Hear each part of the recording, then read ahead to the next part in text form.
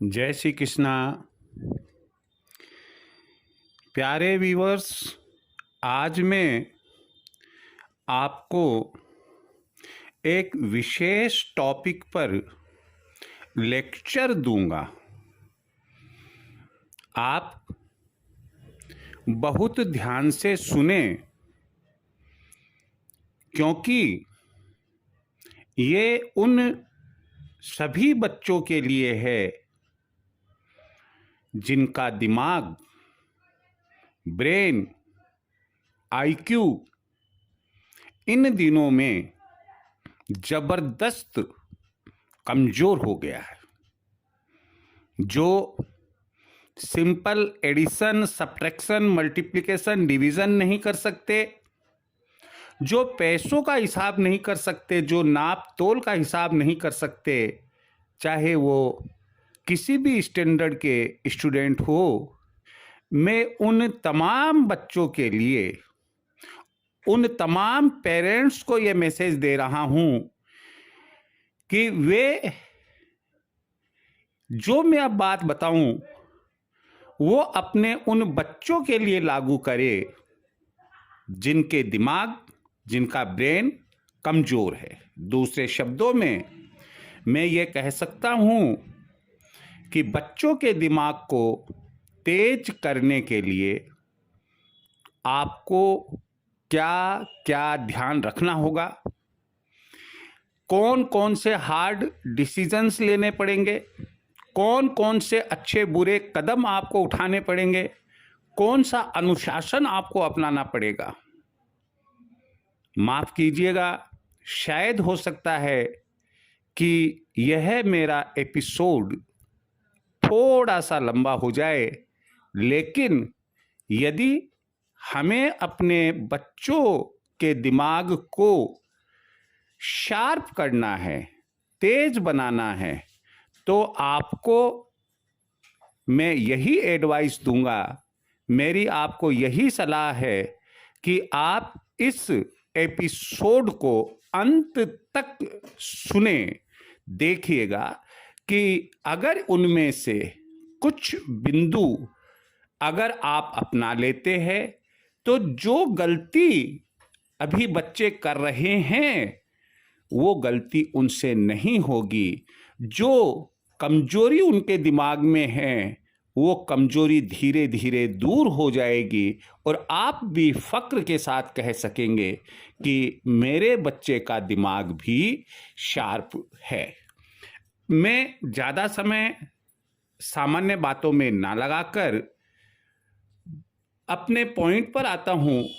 बहुत से बिंदु तो इसमें ऐसे हैं जो हमारी दैनिक जीवन से संबंधित, हमारी जो लाइफ स्टाइल है डे टू डे की, उसी से संबंधित है। मैं सबसे पहले आपसे कहूँगा कि आप अपने बच्चे में सूर्य उदय से पहले उठने की आदत डालें। एकदम मैं ये नहीं कह रहा कि 3:30-4 बजे उठाइए आप, लेकिन अगर 7 बजे सूर्योदय हो रहा है तो कम से कम 6:30 बजे, 6 बजे तक वह उठ जाए। दूसरी बात यह है कि अपने दैनिक कार्यों से निवृत्त होकर, जो भी रूटीन के काम होते हैं सुबह उठने के बाद के, उनसे निवृत्त होकर स्नान ध्यान करके, भगवान के दर्शन करके, वो हर हालत में सूर्य उदय के समय, अगर 6 बजे हो रहा है सूर्य उदय, 6 बजे बैठ जाए, 7 बजे हो रहा है 7 बजे बैठ जाए। कम से कम 4 घंटे का अध्ययन काल उसका होना चाहिए। स्टडी पीरियड कम से कम 4 घंटे का मॉर्निंग आवर्स में आप तय करें।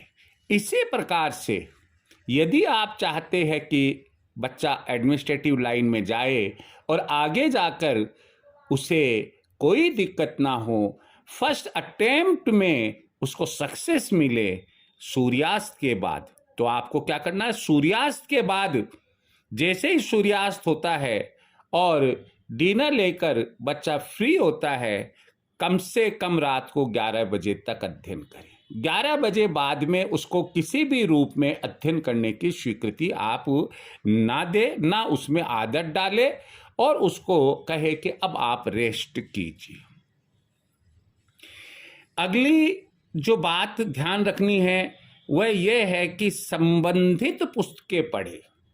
जिस भी स्टैंडर्ड में है, स्कूल में है, कॉलेज में है, कॉम्पिटिटिव एग्जाम्स की तैयारी कर रहा है, तो जो कोर्स से संबंधित ऑथेंटिक बुक्स है, दूसरी बुक्स की नहीं कह रहा, जिनको हम आजकल pass book, one day series, 1 week series, ऐसी जो बातें होती है उनकी नहीं कह रहा मैं, कि जो अपने पाठ्यक्रम में हैं और अगर वो एनसीईआरटी की है तो एनसीईआरटी की पढ़े, और अगर कोई ऑथेंटिक ऑथर की ऑथेंटिक पब्लिकेशन से है तो उन पुस्तकों का अध्ययन बराबर करे और अपने स्कूल कॉलेज में उन्हें अपने टीचर से, अपने लेक्चरर से पूरा लेक्चर सुने ध्यान से। उनमें ये आदत होनी चाहिए। जो बोर्ड पर वो लोग, white board, black board, green board, जिस पर भी वो लिखते हैं उन्हें ध्यान से देखें और अधिक से अधिक लिखने की आदत डालें। यहाँ 3 चीजों का समावेश लर्निंग के लिए होता है। पहला है सुनना, लेक्चर को सुनना। दूसरा है देखना, जो black board, white board, green board पर लिखा जा रहा है। और तीसरा है लिखना। अगर हम एक स्टूडेंट, एक बच्चे की मेमोरी की जहां तक बात करते हैं कि वो कितने समय तक कोई चीज याद रख सकता है, तो 20% वेटेज जाता है केवल सुनने को, 20% वेटेज जाता है देखने को, लेकिन ध्यान रखिए 60% वेटेज जाता है लिखने को। इसलिए आप बच्चे में आदत डालें कि वो जो सुना और जो देखा उसे लिखे और अधिक से अधिक अभ्यास करे। अब अगला जो पॉइंट बताने जा रहा हूं वो सुनिएगा। हो सकता है बच्चे बड़े आनंद से ना सुन पाए इस चीज को, कि प्रातःकाल आप गाय का कच्चा दूध जो दुहा जा रहा है, कहने का मतलब जिस समय गाय का दूध निकाला जाता है उसी समय बच्चे को एक गिलास और एक चलनी दे दे और कहे कि भैया आप वहीं पर साथ के साथ कच्चा दूध पीकर आइएगा। कोई चाय, कोई कॉफी, कोई बॉर्नवीटा या और कोई चीज हम ना दे। गाय का दूध, कच्चा दूध कम से कम 250 ग्राम नहीं, अगर आधा किलो पी सकता है तो निश्चित रूप से पिलाए। रात को सोने के पहले, सोने के 1 घंटे पहले कम से कम बादाम और मिश्री मिला पाउडर तैयार करके दूध में मिलाकर आप उसे दूध पिलाएं। दिन के भोजन में आप अपने बच्चे को छाछ या दही अवश्य खिलाएं। और अब आप थोड़ा सा आयुर्वेद की तरफ आ जाइएगा कि अगर आप विश्वास रखते हैं और किसी वैद्य के पास जाते हैं, कहते हैं कि डॉक्टर साहब ये है बच्चा मेरा दिमागी रूप से कुछ कमजोर है, पढ़ता है, याद नहीं हो पाता है, मन नहीं लग पाता है, तो मैं तो 2 ही आपको टॉनिक बता रहा हूं, लेकिन हो सकता है कि वैद्य इससे ज्यादा बताए। पहला है ब्रह्म रसायन। करीब करीब हर आयुर्वेदिक कंपनी बनाती है, केवल उन बच्चों के लिए जिन बच्चों के मेमोरी कमजोर होती है, जिन बच्चों को पढ़ना लिखना ज्यादा पड़ता है। और दूसरा है शंख पुष्पिका शरबत। ये भी करीब करीब हर आयुर्वेदिक कंपनी बनाती है। इसके बाद आप अपने बच्चे को कहे कि खुली हवा, खुले आसमान में अधिक से अधिक रहे। ये जो इलेक्ट्रिक फैन चलते हैं, कूलर चलते हैं, एसी चलते हैं, इनसे जितना हो सके आप अपने बच्चे को बचाए और खुले हवा में उसे आनंद लेने दे, खुले आसमान को देखने दे, उसे मालूम हो कि धूप की तपन क्या होती है, ठंडी हवाएं पवन चलती है तो उसका आनंद क्या होता है। अगला बिंदु है, उसे खुले मैदान में खेलने के लिए भेजे, चाहे वह वहां जाकर कबड्डी खेले, गिल्ली डंडा खेले, क्रिकेट खेले, हॉकी खेले, खो खो खेले, वॉलीबॉल खेले, कुछ भी खेले, लेकिन खुले मैदान में ओपन डोर गेम्स वो खेले। अगला बिंदु है, आपके बच्चे को कहे कि भैया ये जो मोबाइल और टीवी है थोड़ा इनसे दूर रहिए। मैं ये नहीं कह रहा कि एकदम आप दूर कर दीजिए, घंटा आधा घंटा उनका एंटरटेनमेंट का भी आप बांध सकते हैं, कम से कम आधा घंटा और मैक्सिमम 1 घंटा। इससे ज़्यादा कभी भी एक स्टूडेंट को टीवी या मोबाइल नहीं दे। मोबाइल तो खैर देखना ही नहीं है, टीवी देखने के लिए अपने बच्चे को कहे कि नकारात्मक विचार जो रखते हैं उन लोगों से दूर रहे। यदि घर में भी आप अपने किसी भी सदस्य के साथ कोई बात हो रही है और आपको ऐसा लगता है कि इससे बच्चे के दिमाग पर बुरा असर पड़ेगा, तो आप अपने बच्चे को कह दीजिएगा, बेटा तुम थोड़ी देर बाहर खेल लीजिए। उनके सामने कोई भी नेगेटिव बातें आप ना करें। थोड़ा मैं आपको पूजा की तरफ ले चलता हूं। अपने बच्चे को कहे सुबह शाम जब वह पूजा कक्ष में जाएं तो एक तो हनुमान चालीसा जरूर पढ़े और दूसरा मां सरस्वती की स्तुति जरूर करे। ऐसा करने से मान्यता है कि विद्यार्थी अपने जीवन में जो उसकी इच्छा है, मनोवांछित फल वह पढ़ाई लिखाई में और नौकरी में प्राप्त करता है। वास्तु के हिसाब से आप अपने बच्चे को अपने मकान में ईशान कोण का कमरा पढ़ने के लिए, स्टडी रूम के लिए दे, और या यदि ईशान कोण का कमरा आप नहीं दे पा रहे हैं तो नैऋत्य कोण का कमरा उसे अध्ययन करने के लिए, स्टडी करने के लिए दे। अगला बिंदु है, लकड़ी के फर्नीचर का उपयोग स्टडी के लिए उसके द्वारा किया जाना चाहिए। अगला बिंदु है, जिस समय वह पढ़ाई करे उसकी रीढ़ की हड्डी, देखिए ये बायोलॉजिकल बता रहा हूं मैं, रीढ़ की हड्डी एकदम स्ट्रेट रहनी चाहिए। जैसे आपने तपस्या कर रहे किसी ऋषि मुनि की देखी होगी, ऐसी रहनी चाहिए। कभी भी अपने बच्चे को लेटकर पढ़ने की आदत ना डलवाए। यानी कि अगर आपका बच्चा लेट कर पढ़ रहा है, उसे कह दो कि भैया रहने दे, बाद में पढ़ लेना, लेकिन लेट कर कदापि नहीं पढ़ेंगे। हमेशा आपके बच्चे में कोई ना कोई क्रिएटिविटी चलती रहनी चाहिए। आप अपने बच्चे से उसका दोस्त बनकर पूछिए, भाई आज आपका क्रिएटिव जॉब क्या रहा, क्रिएटिव वर्क क्या रहा, हमें भी तो जरा बताओ आज आपने क्या काम सीखा।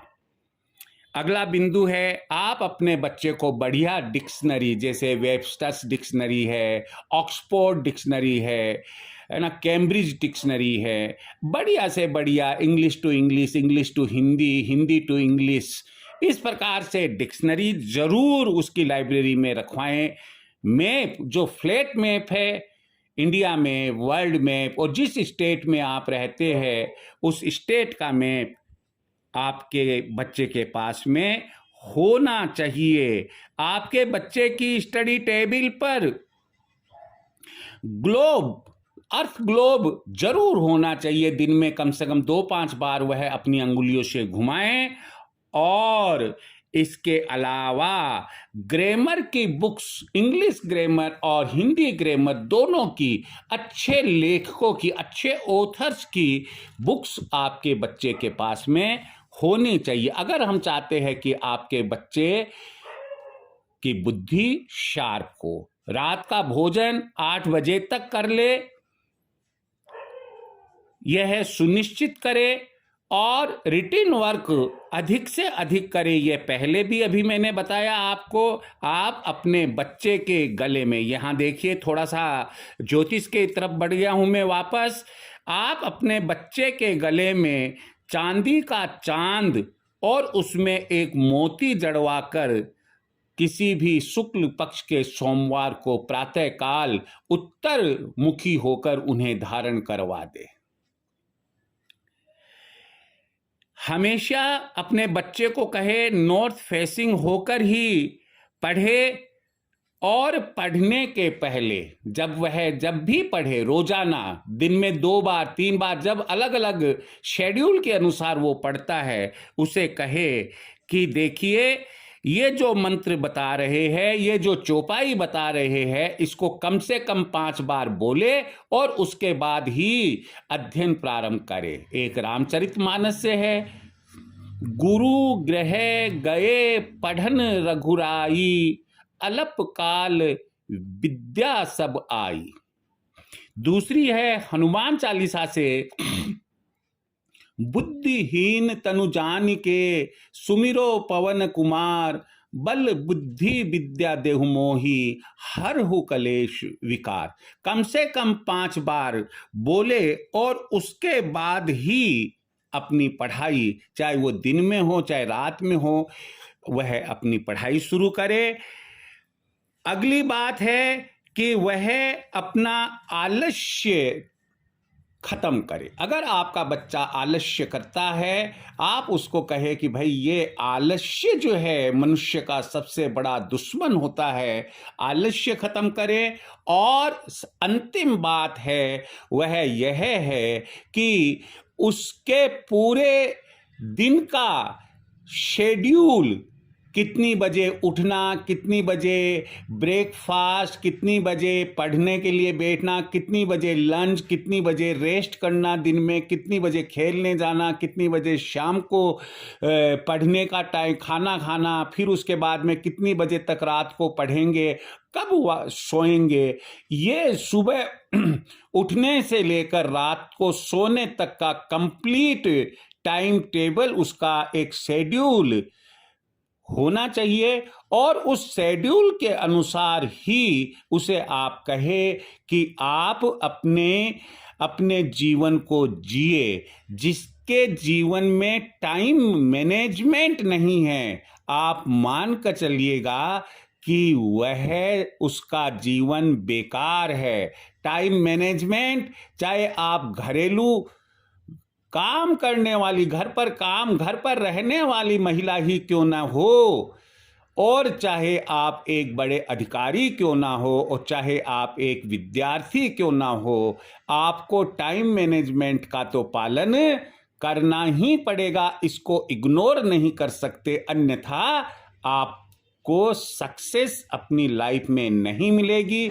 मुझे उम्मीद है मैंने जो कुछ बहुत कम बिंदु जो बच्चे के दिमाग को तेज करने के लिए बताए हैं, आपको निश्चित रूप से समझ में आए होंगे।